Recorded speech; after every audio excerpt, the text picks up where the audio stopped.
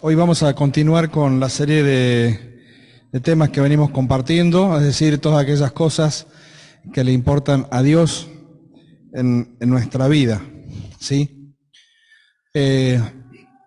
Y al repasar un poquito los temas y precisamente el de esta noche, la verdad es que pensaban que no hay motivo o razón por la cual Dios le importemos tanto, porque en definitiva somos descendientes de una raza que ha caído,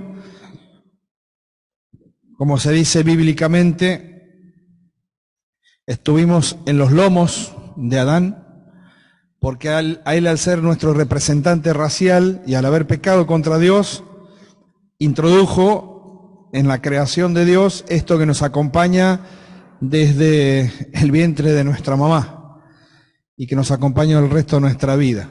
A algunos les cuesta reconocerlos, otros, ante la evidencia bíblica, lo reconocen pero no quieren cambiar. Otros lo reconocen, quieren cambiar y no saben cómo. Y otros reconocen, quieren cambiar y encuentran la solución no en una religión, no en una filosofía y tampoco en un estilo de vida, sino que la encuentran en una persona. Y esa persona tiene rostro, y esa persona tiene nombre, esa persona es una persona histórica que no puede ser negada de ninguna forma, de ninguna manera. Esa persona se llama Jesús. Si hay algo que caracterizó a la persona de Jesús, es nada más y nada menos que hacer algo que a nosotros nos cuesta horrores, nos cuesta muchísimo. Y fue nada más y nada menos que hacer lo que a Dios le agradaba, hacer la voluntad de Dios. ¿Qué es la voluntad? ¿Qué es la voluntad para ustedes? A ver, estudiantes de psicología, estudiantes de diferentes áreas. ¿Qué es la voluntad? Y para el que no estudia también, ¿qué es la voluntad? Porque no está estudiando. Para el de arquitectura también, ¿eh? ¿Qué es la voluntad? ¿Cómo? Bien resumido, lo que alguien quiere. Lo que alguien quiere. ¿Qué más? ¿Cómo lo podríamos ampliar?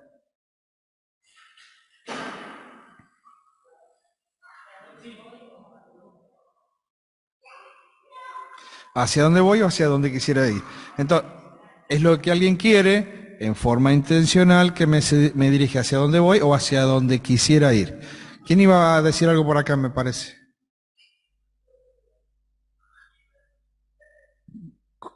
No, me está traduciendo Kimei. ¿Qué dijo Nico Kimei?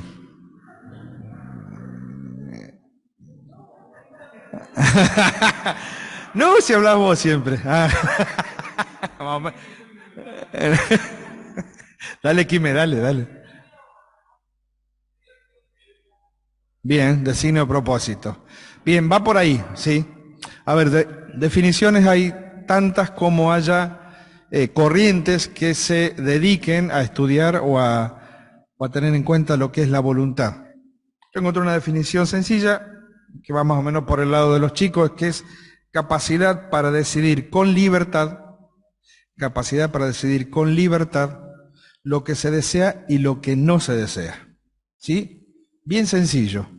Es la capacidad que todos nosotros tenemos para decidir con libertad lo que se desea, lo que no se desea. Por supuesto, esto también dentro de un ámbito favorable, porque si vos le decís o le decías en la Segunda Guerra Mundial a un judío o adentro de un gueto a punto de ir a la cámara de gas, ¿cuál era su voluntad? ¿Cuál era? Salvarme, pero no podía.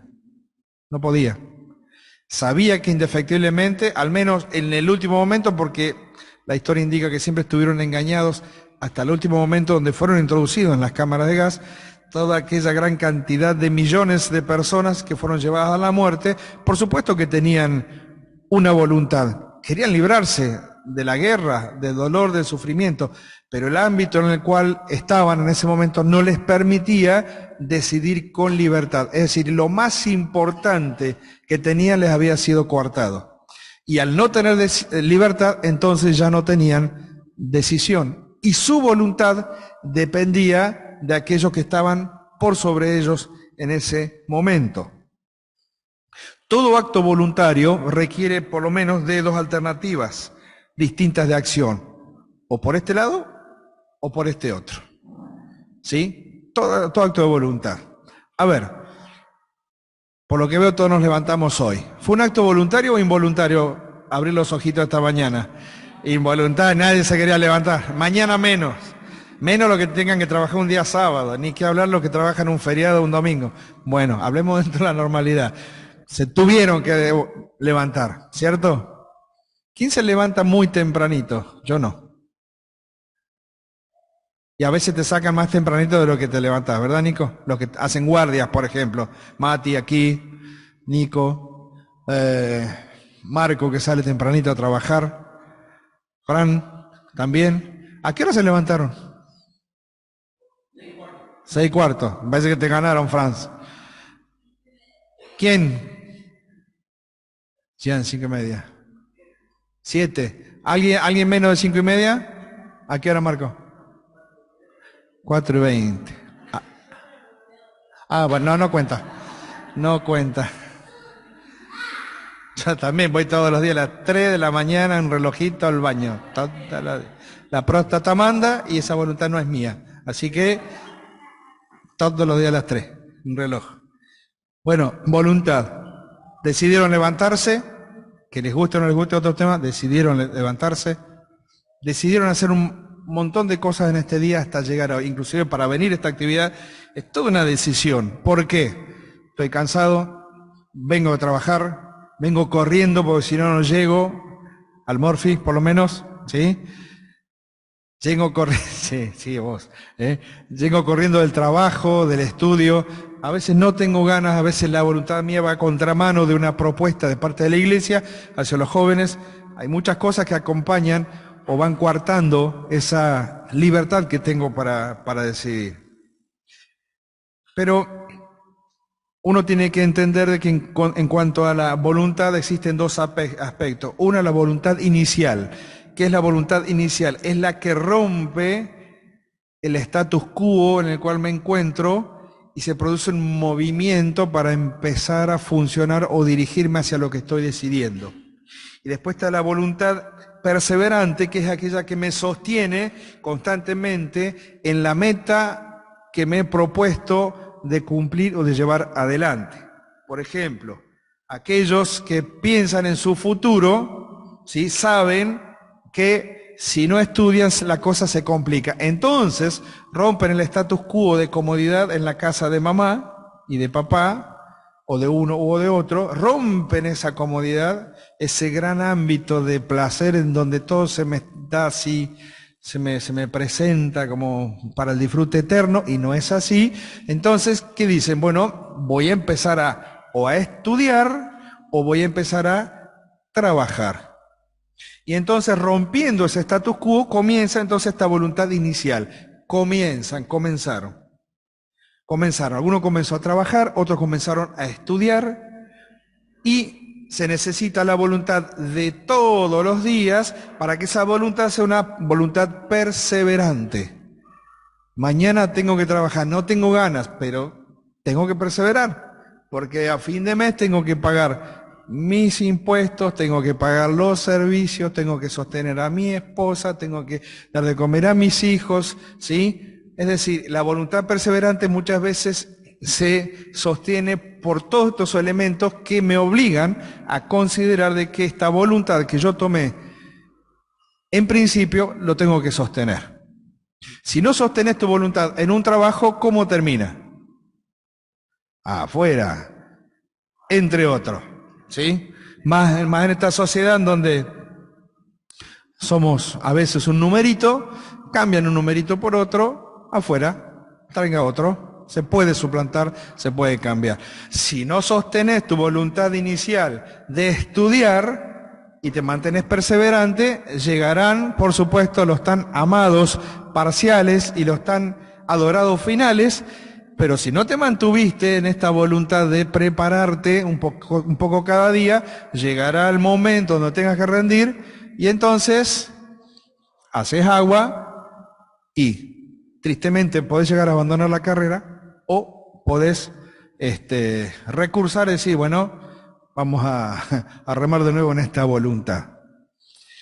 Desgraciadamente la voluntad humana, nuestra voluntad, la que poseemos, que está directamente relacionada con nuestra mente y con nuestra conciencia, desgraciadamente nuestra voluntad está viciada.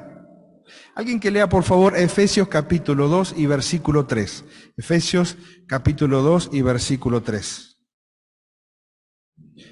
Que lo tenga bien fuerte por favor, Efesios 2, 3.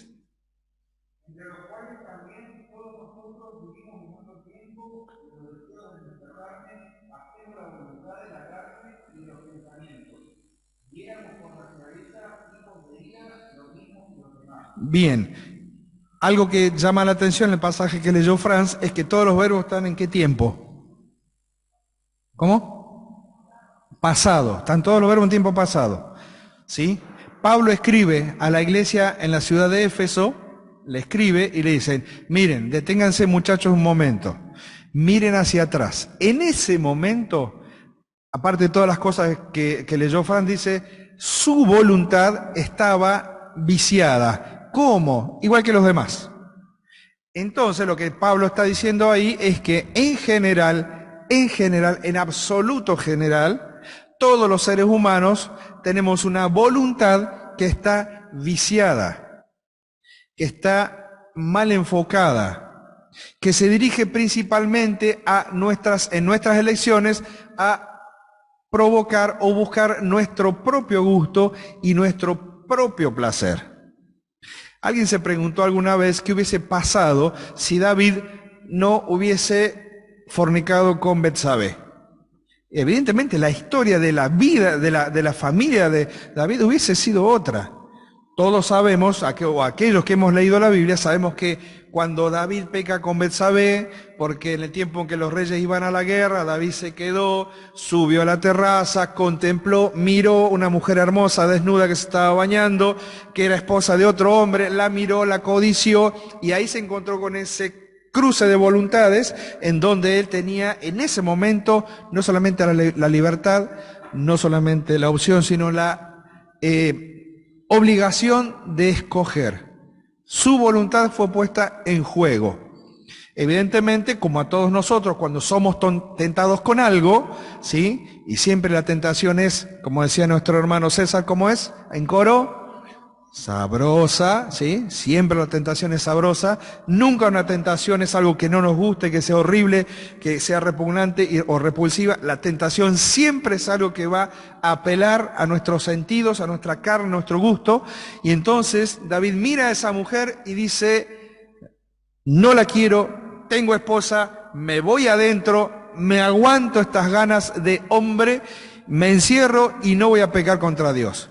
¿Cómo hubiese sido distinta la historia para este hombre si su voluntad hubiese estado más permeada en ese momento por la voluntad de Dios o por lo que Dios quería? Porque en definitiva a David no le faltaba nada, menos esposas, no le faltaban. Y no tenía la necesidad de poner su mirada en otra mujer para simplemente satisfacer sus deseos sexuales, porque en definitiva, después que lo hace, esto le trajo una tras otra, un problema tras otro. Para tapar un pecado siempre se necesita otro pecado. Para tapar una mentira siempre se necesita otra mentira. Y entonces nos encontramos con David en ese momento haciendo ¿qué cosa? Tratando de tapar. Y cada vez que tapaba, la hacía más grande. Entonces, al pecado de fornicación, ¿qué le sumó? Mentira, engaño, asesinato, porque lo hace matar al esposo de Betsabé, asesinato. Otra vez mentira, tratar de cubrir todo. Pero se olvidaba de algo, que por sobre su voluntad había una voluntad que lo seguía de arriba constantemente, como un dron, ¿sí? La voluntad de David iba por ahí y la voluntad de Dios iba por este lado. Y yo me imagino a David después de mucho tiempo mirando hacia atrás diciendo, porque aparte de todo esto, hubo un grave problema en la familia de David. Después de su caída con Betsabé, no le faltaron problemas, no le faltaron dificultades, no le faltaron consecuencias. La voluntad de David hizo lo que él quiso y después hubo que atenerse a las consecuencias. Entonces Efesios 2:3 nos dice que nuestra voluntad está viciada. Pablo en Romanos capítulo 8, vamos hacia allá.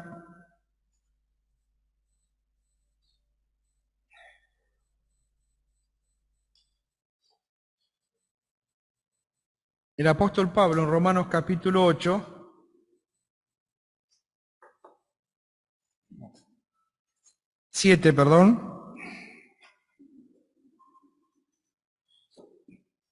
Romanos capítulo 7, habla acerca de una lucha que él tenía en su interior.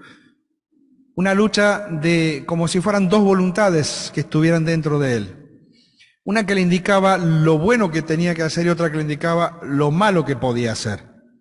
Entonces dice en lo siguiente, capítulo 7, versículo 15, dice, porque lo que hago no lo entiendo. ¿Alguna vez se sintieron así? Después de hacer algo, hice esto, no entiendo por qué lo hice. No lo quería hacer, lo hice. Definí mi voluntad en este rumbo, pero no era lo que quería y lo terminé haciendo. Porque lo que hago no lo entiendo. Pues no hago lo que quiero, sino lo que aborrezco. Eso hago. Y si lo que no quiero, esto hago apruebo que la ley es buena. ¿Por qué dice esto? Porque la ley le mostraba a él que las decisiones que estaban tomando no eran buenas, eran malas. Entonces la ley era buena para él. De manera que ya no soy yo quien hace aquello, sino el pecado que mora en mí. Ojo con esta frase. No quiere decir que él se desentendía de su decisión. Ya no soy yo, pequé, no fui yo, fue el viejo hombre que vive adentro mío. No, pará, Pablo. No significa eso. Porque si no, de esta manera puedo pretender excusarme de todas mis decisiones. Y todas mis decisiones están detrás de la voluntad que yo defino. Entonces dice, es cierto, dentro mío, dice Pablo, existe una lucha constante.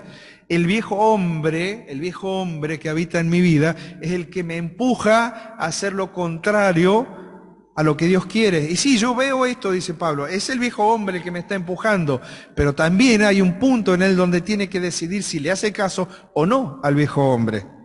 Y yo sé que en mí, verso 18, esto es, en mi carne, no mora el bien, porque el querer, el bien está en mí, pero no el hacerlo. Porque no hago el bien que quiero, sino el mal que no quiero, eso hago. Y si hago lo que no quiero, ya no hago yo, sino el pecado que mora en mí. No es un trabalenguas, está definiendo palabra tras palabra. Yo me lo imagino a Pablo mirándose a sí mismo y escribiendo y pensando cómo lo pongo bien claro para que lo entiendan. Y no dejaba de ser un conflicto para él. Yo no lo podría haber escrito mejor, les puedo asegurar. No lo podía haber escrito, no lo podía haber definido mejor. Lo que le está diciendo es, gran lucha tengo en mí. Tengo una voluntad que quiere seguir lo que Dios quiere, pero hay otra voluntad, la de la carne, la de mis deseos, la del viejo hombre, al cual tengo que hacer morir todos los días de mi vida, que me está empujando al lado contrario. Y entonces, dice en el versículo 24, miserable de mí, ¿quién me librará de este cuerpo de muerte? Él se mira a sí mismo y dice, este cuerpo que tengo hoy, este cuerpo, y aparte este cuerpo que tengo hoy tiene una connotación de comparación con el cuerpo que tendremos en el cielo. Porque el cuerpo que tendremos en el cielo será un cuerpo de acuerdo a la gloria de Cristo. Es un cuerpo que no va a tener relación con el pecado, que no va a tener relación con la muerte, que no va a tener relación con el dolor, el sufrimiento, ni las malas decisiones, ni una voluntad carnal. Entonces dice, este cuerpo que tengo hoy, en el cual mi vida se sostiene todos los días, es algo que me está causando problemas. Miserable de mí, ¿quién me va a librar de este cuerpo de muerte? Y saben, esta frase es muy interesante, porque es la frase que podía decir, por ejemplo, un preso, antiguamente en el tiempo de Pablo, una de las tantas formas en que se torturaba a los presos, que encadenaban a un hombre, a un reo, a un cadáver. ¿Sí? Lo encadenaban. Y dejaban pasar el tiempo. Entonces todo lo que se iba pudriendo del cadáver, ¿para dónde pasaba? Para el otro. Esa es la idea que tiene Pablo. El cuerpo de muerte que va arrastrando para todos lados, como si fuéramos arrastrando nosotros un cadáver que no nos quiere soltar jamás. Todo lo putrefacto que tiene un cadáver se le pasaba a él. ¿Quién me va a librar de esto? Y entonces, este capítulo termina con un grito de victoria, no termina en derrota. Entonces dice, pero gracias doy a Dios por Jesucristo, Señor nuestro. Le doy gracias a Dios, porque sabe que solamente en Él va a encontrar la victoria para poder hacer frente a este conflicto de la voluntad para agradar a Dios y la voluntad de la carne para desobedecer a Dios. También es cierto, y es interesante decirlo, que Pablo llegó a esta conclusión 23 años después de haberse convertido. Y a veces nuestro gran problema es pretender que los hermanos que recién aceptan a Cristo tengan un cambio literal en su conducta, en su mente, en su forma de ser, de pensar y de sentir, como si tuvieran 50 años de crecimiento continuo dentro de una iglesia. Los cambios, en primer lugar, son personales. En segundo lugar, son específicos de acuerdo a cómo Dios va tratando con cada uno de nosotros. Entonces, el trato, perdón Tommy, que Dios tiene con Tommy no es el mismo que tendrá, por ejemplo, con Ludmila, porque las circunstancias de sus vidas son distintas, pero el objetivo de Dios para su vida es el mismo.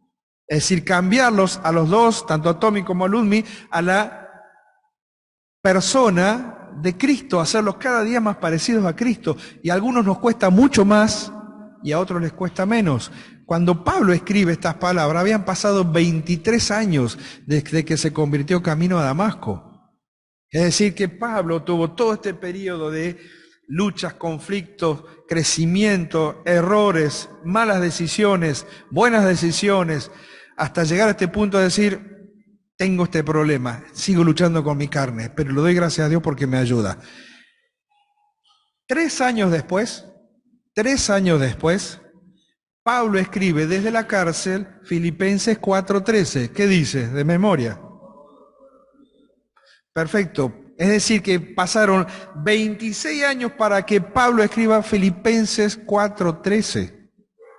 Primero decía, tengo este cuerpo con el cual estoy luchando todos los días. 3 años después, y en la peor condición, porque estaba en la cárcel, pero en la cárcel de abajo, en la cárcel donde caía toda la mugre de los presos de arriba, en la cárcel donde estaba en la oscuridad, en la humedad, en el frío, y él podría haber tranquilamente agarrar los barrotes y sacudirlo y gritarle a los guardias e insultar, y dijo, epa, todo lo pongo un grito que me fortalece, es decir, su voluntad se fue moldeando con el correr de los años. Él podía ver el propósito de Dios para su vida, aun cuando fuera difícil de vivir.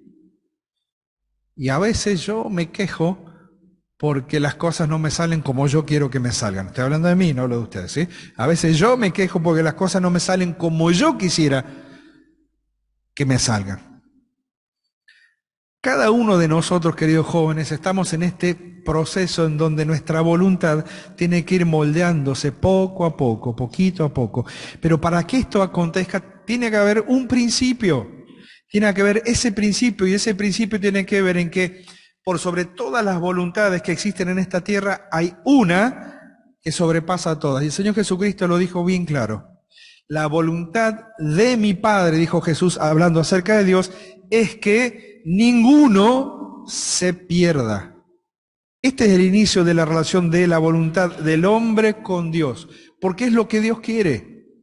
Es decir, que si todos los que estamos aquí presentes en esta noche somos hijos e hijas de Dios, si todos los que estamos presentes en esta noche hemos aceptado a Jesucristo como Salvador, hemos pedido perdón por nuestros pecados, en ese preciso instante nuestra voluntad comenzó a entrelazarse con la voluntad de Dios. Y es algo que el mundo no conoce, es algo que las personas sin Dios no conocen. Y es el beneficio más grande que podemos tener, que mi voluntad, las cosas que yo anhelo, las cosas que yo quiero, se vayan concatenando de tal manera que se una a la voluntad de Dios, lo que Él quiere. Y ¿saben una cosa? Ese es el mayor desafío que tenemos. Llegar a preguntarnos, ¿y es esto lo que Dios quiere para mi vida? ¿Nunca se lo preguntaron? ¡Ja! Mati, cuando tuvieron que volver de Buenos Aires a Chipoleti, ¿fue fácil? ¿Vale? ¿Fue fácil? Le pregunto a ella, porque siempre es de a dos la cosa, así que ¿fue fácil, vale? Muchas cosas tuvieron que poner en la balanza, hasta que hoy pueden decir que tomaron una buena decisión. Dice no y me rompe todo el mensaje. ¿Cierto que estuvo buena la decisión? ¿Vale? Bien, gracias. Traer un hijo a este mundo es toda una decisión, ¿cierto? Ajá. Claro, a veces vienen como un regalo y otras veces vienen como una decisión. En el caso nuestro con Marta, las dos criaturas que trajimos a este mundo fueron una decisión. Dijimos, vamos a tener, tengamos. Y tuvimos, así. Clarito. Hay veces en que llega, y llegó y vino. Para nosotros, para los que estamos acá, conocemos un poco de las historias, siempre recuerdo la historia de Mario Procopio y su señora. ¿Sí? Ligadura de trompa, todos los chiches, lo que se te ocurre. Y salió la nena diciendo, acá estoy. Era la voluntad de Dios sobre una voluntad, porque, a ver, ¿cuántos hijos tuvieron antes de la última? 5 varones. Dijeron, basta, aflojemos un poco. Siempre quisieron la nena. Y Dios dijo, bueno, yo tengo la nena. Y ellos dijeron, bueno, le ponemos barrera, ¿sí? Y Dios dijo, yo puedo ir más allá de esa barrera. Y vino la sexta, la nena, que tanto esperaban y que no venía nunca. Entonces nuestra voluntad tiene que ir plasmándose o formándose dentro de este parámetro. Y cuestiones que tienen que ver con nuestras decisiones. Cuando uno mira hacia el Antiguo Testamento, hay un montón, pero un montonazo de ejemplos de voluntades que tuvieron que cambiar y por propuesta que Dios hace en forma específica. A Abraham, se nos dice en Génesis, que el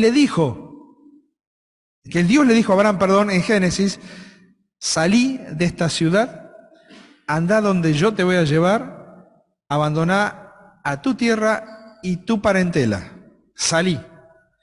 Abraham vivía en Ur de los Caldeos, una ciudad cosmopolita de más de 500.000 habitantes en ese entonces. Adoradores de lo que se te ocurre en cuanto a luna, estrella, sol, tierra, mar, agua, lo que se te ocurra. Y no se nos dice en qué forma Dios se le manifiesta a Abraham. No se nos dice en la Biblia.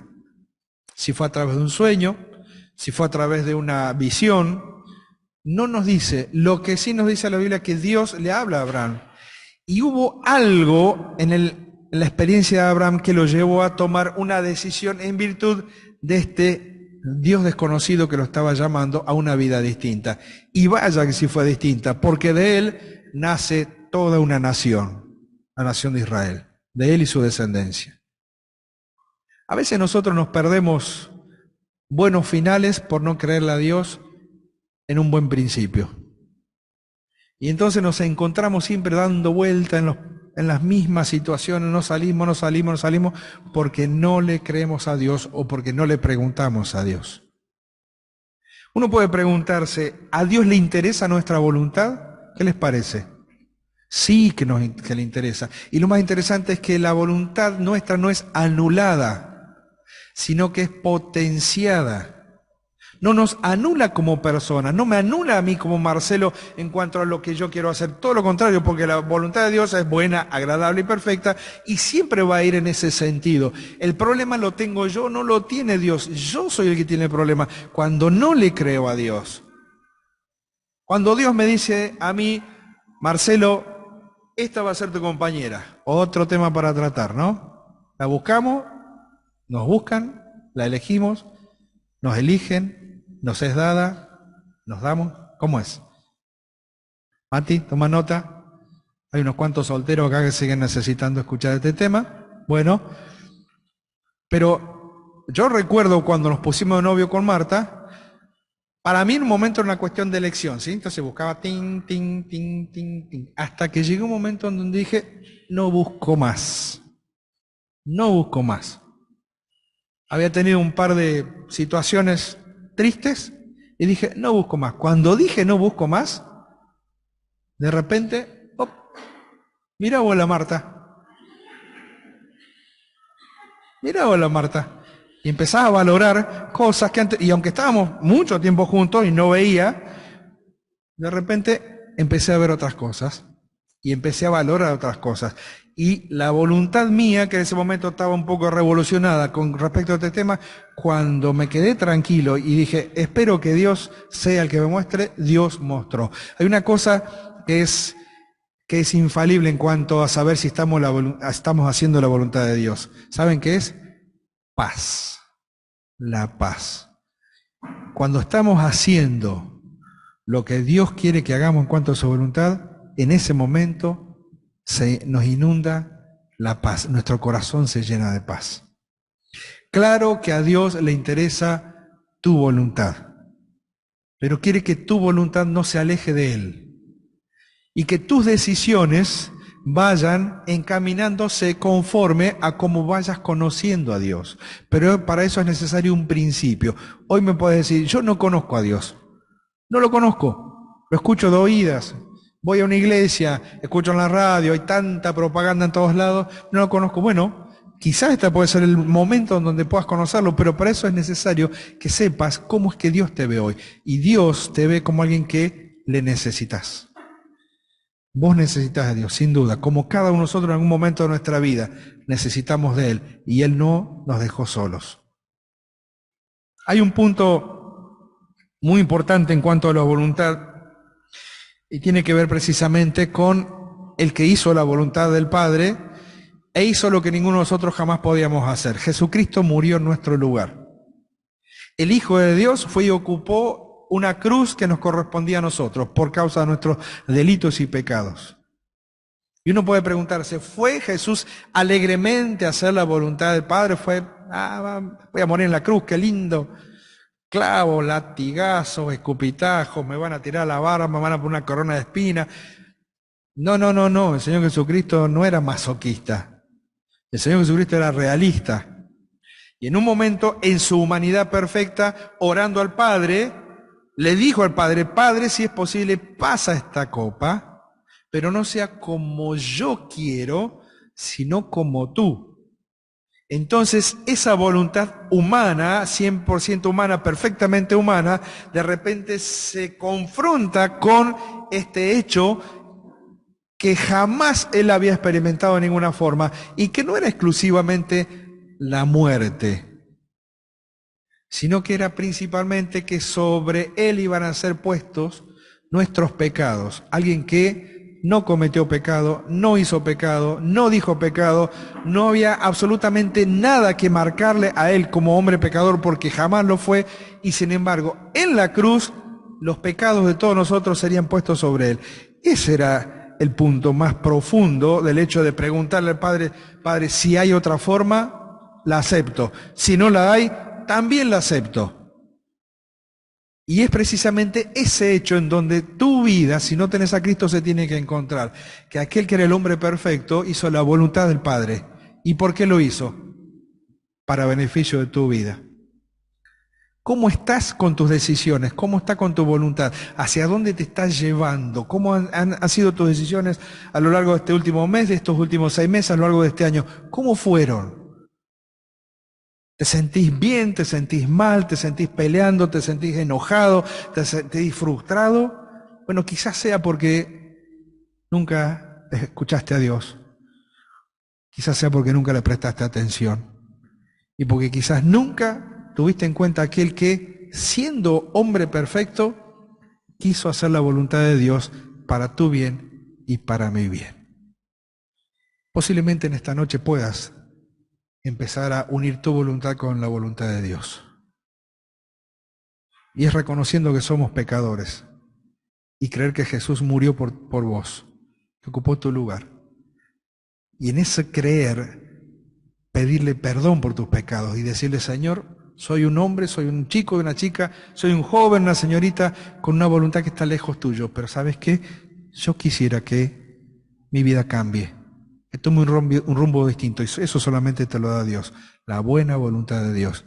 Porque como el mismo Jesús dijo, la voluntad de mi papá, la voluntad de mi padre es que no se pierda ninguno, que se salven todos. la experiencia me indica que no todos se salvan, porque no todos le quieren creer a Dios. Por último, para terminar en esta noche, el Señor Jesucristo siempre habló acerca de la voluntad del Padre. Cuando enseñó el Padre Nuestro, ¿qué dijo? Padre nuestro que estás en el cielo, santificado sea tu nombre, vénganos a tu reino, hágase tu voluntad. Así en la tierra como en el cielo. Él estuvo siempre preocupado con que la voluntad de Dios fuese importante, no solo para él, sino para todos aquellos que alguna vez no creíamos y para todos aquellos que sí creemos, que creemos en él. Tu voluntad. Apocalipsis capítulo 4, versículo 11, vamos rápido hacia allá. Fíjense lo que dice sobre el final de nuestras Biblias, todavía se sigue hablando acerca de la voluntad. Y dice, Señor, digno eres de recibir la gloria, 4:11 de Apocalipsis, la honra, el poder, porque tú creaste todas las cosas, todo lo hiciste, y por tu voluntad existen y fueron creadas. Está diciendo, la voluntad de Dios abarca de eternidad a eternidad. Y en el medio de esta temporalidad, de este mundo donde vivimos y donde nosotros sabemos que tenemos pocos años de vida en esta tierra, 80 los más robustos, algunos más si Dios quiere, nuestra voluntad sin Dios nos lleva a un solo lugar, nos lleva a una condenación y una condenación eterna. Por eso, en esta noche tenés la posibilidad de unir tu voluntad a la voluntad de Dios.